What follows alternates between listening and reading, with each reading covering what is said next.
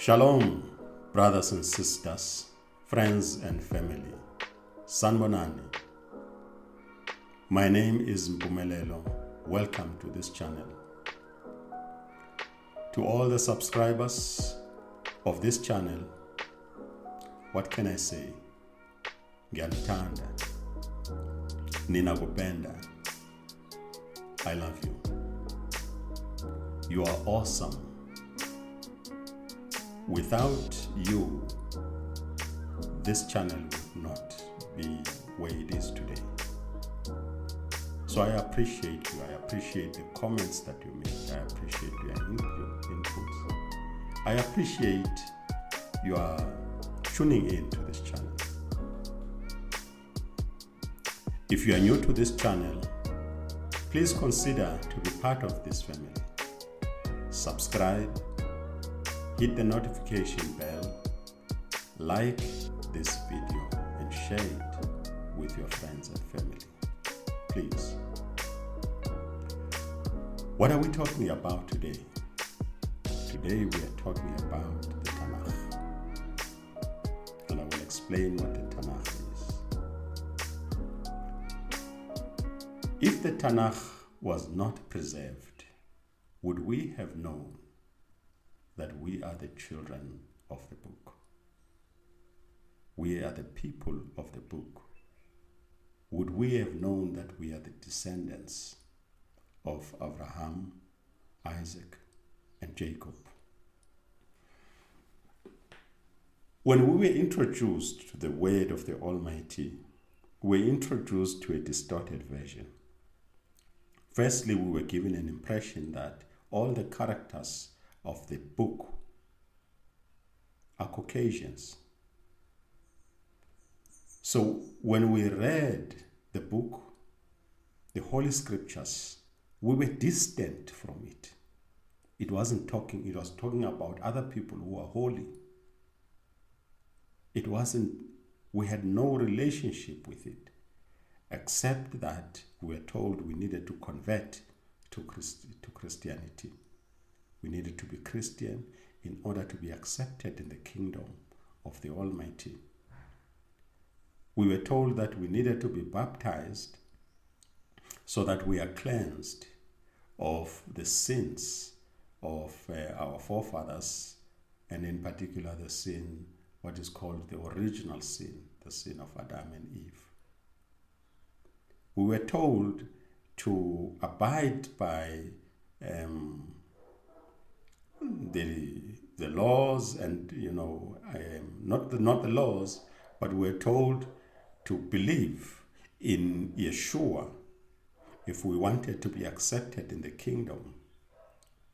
And Yeshua was portrayed as a white person. So we were newcomers to this new thing that was introduced to us. We did not realize that we are deprived of a heritage of who we are. We are introduced into a new system of belief. We are made to believe that what is a treasure to us, what is heritage to us, is old.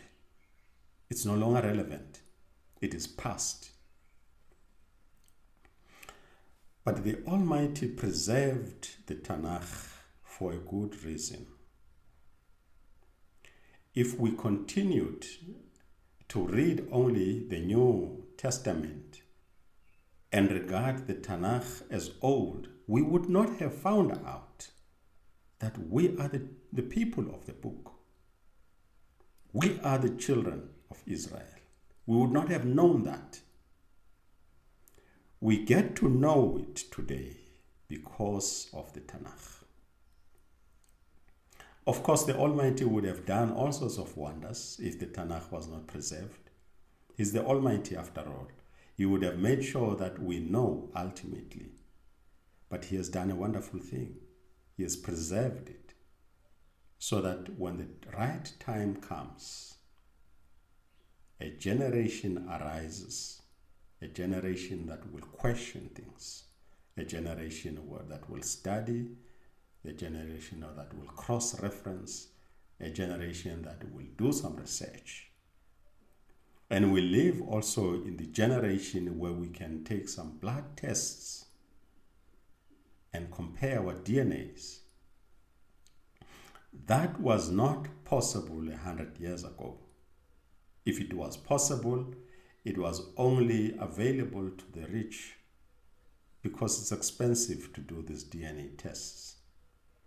We were cut off from our history, our heritage, and we were taught new things so that we don't read about who we are. When we read the scriptures, Abraham, the picture of Abraham, the picture of Yitzhak, the picture of Yaakov and the children of Israel are people with long hair, with blue eyes, with light skin, pale. So we never realized that these people, there's a distortion here. We never realized that we are those people. How did we then come to know? The Almighty endures forever. His word endures forever. He has plans that transcends time. He knew that there will be people who will come with tricks, but there will be a generation that will arise, that will be able to distinguish between lies and the truths. There will be a generation that will know the truth, and they will tell the truth. That's where we are today. Some of us are still lagging behind. Some of us still believe in what they've been told by the slave masters. It sounds nice until you scrutinize it. But you can't scrutinize it because we are told to just believe, don't question things. Believe it. But when you go deep into it, you will realize that it doesn't work, it doesn't tally. The Tanakh is complete. Once you immerse yourself in the Tanakh, you will realize that it does not need a revelation. It reveals itself. Constantly, you'll hear your preachers saying that the scriptures answers itself. You don't need to find answers elsewhere. You'll find answers in the scripture. All the information that you need, the Almighty has written it for us. And it is there in the Tanakh. It does not need revelation. So we got to know about who we are because we read the Tanakh. So we know that the people in the Tanakh, none of them were Caucasians. None of them were pale-skinned, except for Lavan. Lavan was pale-skinned, and Noach, by the way. Noach was pale-skinned, but he was not Caucasian. That's a topic for another day. If I get into that, I'll be deviating from what I'm talking about.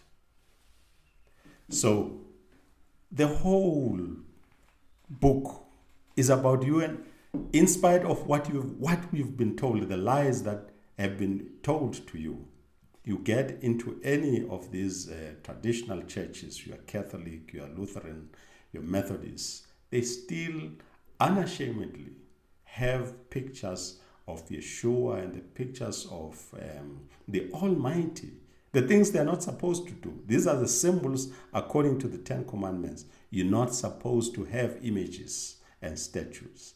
But as I indicated in one of the videos, they are bold, these people.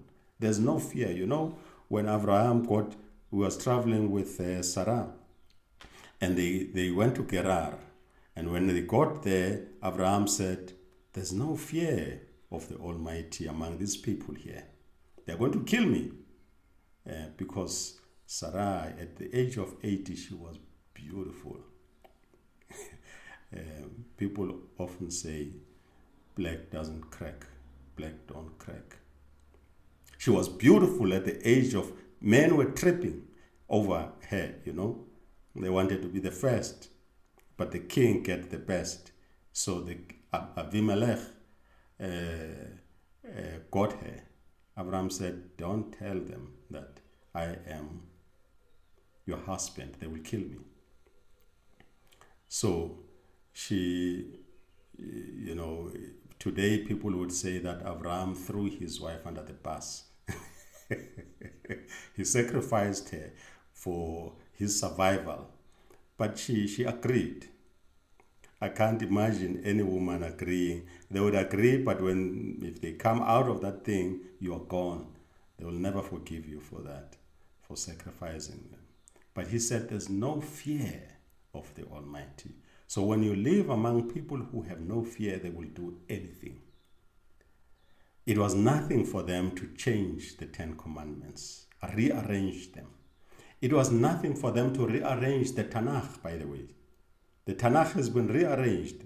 What has been translated into the New Testament, the Old Testament, it has been rearranged. The arrangement there, as it was composed by the group of Jews who were called the Masoretes, who compiled the Tanakh. When you translate something, you need to translate it the way you found it. But when they looked at it, it wasn't aligned to their thinking, so they had to rearrange it. You will find that in the Tanakh, the last book in the Tanakh is the book of Chronicles. They had to change that and make the last book to be the book of Malachi. Why? So that when you read Malachi, Malachi talks about the coming of the messenger of the Almighty who will prepare the way for the coming Messiah. And they are talking about, Malachi is talking about Elijah. But what did they do? You go to the first book that is written is Matthew, and Matthew talks about the coming of John the Baptist, who prepares the way for the coming of Yeshua. So it's a story that is twisted, is changed. But you don't realize what has happened here. So the last book in the translated version of the Tanakh is Malachi, when it's supposed to be the Chronicles, the book of the Chronicles. If you read the book of the Chronicles and you end with the book of the Chronicles and you read the New Testament, there's no relationship at all. But they rearranged it deliberately so that it looks like it's seamless. It is not seamless. It was tampered with so that you think that there's a relationship. There's no relationship. They have tampered with it. The Tanakh is the Torah, the Nevi'im, and the Ketuvim. Torah is the first 5 books that were written by Moses. It also means law. It also means counsel. It also means direction. It also means commandments. Nevi'im is prophets. So all the prophets in the Tanakh are grouped together, starting from Joshua, Yehoshua. In the New Testament, in what is called the Old Testament, Joshua is not a prophet. The prophet starts with Isaiah. Even Samuel is not a prophet in the Old Testament. So it has been completely rearranged. And the last book, the Ketuvim, is the writings. Ketuvim means writings. And writings is everything else that is not in the Torah, that is not in the Nevi'im. Psalms, Proverbs, Lamentations, Songs of Solomon or Songs of Songs. All of those are in the writings. And the last book in the Tanakh is the Chronicles, not Malachi. Be that as it may, the Almighty has given us this wisdom because we are in that age of information. if you don't read, if you don't immerse yourself in the Torah, if you believe that it is, in the Tanakh, if you believe that it is old, you're going to miss out. You're going to be misled. You're going to be deceived. So you need to take time. Read it. Don't only read it. Okay, firstly, you must read it and understand it, because you need to be careful of what you are imparting to your children. So you need to read it and understand it, and be careful what you impart to your children. Be careful whether you impart blessings to your children or you impart cursings to your children. Whether you impart the true worship of the Almighty or you impart idolatry to your children. Be careful. So let's start reading. If we must make some studies, we need to do that and find answers. Why don't we do that and see if we can't find answers, all answers that we need in the Tanakh without going to the New Testament? Is it not possible? Why don't we challenge ourselves and do that? Some of us have done it, and some of us are where we are because we've taken that challenge and found answers in the Tanakh. It is complete, it is treasure. It is like gold. When someone gives you gold, you don't know, if you don't know its value, you will not know what to do with it. You will end up kicking it around and leaving it there. And someone will find it, and someone will make good use of it. So, we have been given something very precious. But we listen to people who are telling us that it is old, it has no value. We listen to people that tells us that it is revealed anyways in the New Testament, and so it is no longer as important. It is good for reference, they say. It is good for reference. It is not good for reference. It is good for studying. It is good for edification. It is good for rebuke. There's someone who says that. Paul says that. He says the right things. But what Paul is saying actually is right. But he's not talking about the New Testament, because at that time when he was saying those things, there was no such thing as a New Testament. So he was right to say that this is good. But surprisingly, then he goes on and contradicts everything that is in the Torah, which is puzzling. That's why you need to be careful when you read it, because he cancels it. Today, in the language that is used today, we will be told that, people say that he's canceling it. So he cancels the Torah. It doesn't exist. It is of no value. But when you immerse yourself in it, you'll find the nuggets of gold hidden in the Tanakh. And this is what we need to do. This is what we need to do, so that we impart the right knowledge to our children. We can't be lazy. There's someone who was asking me, I spent some 3 days, to and fro with this person, answering questions. And I said to him or her, I have made some videos that talks about the contradictions in the New Testament. Please go and view them and let's talk about them. And he or she said, there are too many videos. I'm not going to look at them. Just give me verses. And this is what we are told. This is how we study the whole scripture. We are given verses. You don't read the scripture that way. By extracting verses, you're going to be confused. You need to start from the beginning. You need to read it. And you need to see yourself as part of this history so that you understand it.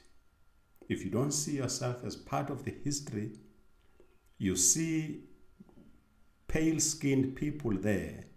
You don't see that it's relevant to you. It is about you. You are the people of the book. We are, not anyone else. And our history is erased deliberately so that we are not valued. Something else is brought in so that it is made more important than our treasure. So let's go back. Let's read it. It is the reason why the Almighty has preserved it. He has preserved it for us to be able to look back and see ourselves in these stories that are told. We know today who we are because the Almighty has preserved this book for us to reflect on who we are and begin to return to Him. This is where I would like to stop today. Please make your inputs.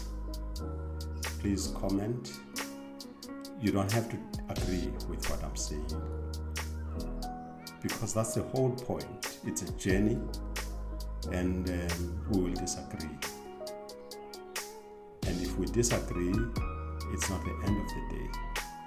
We will battle it out until we reach a point where we see eye to eye. Thank you very much for today. Asante sana.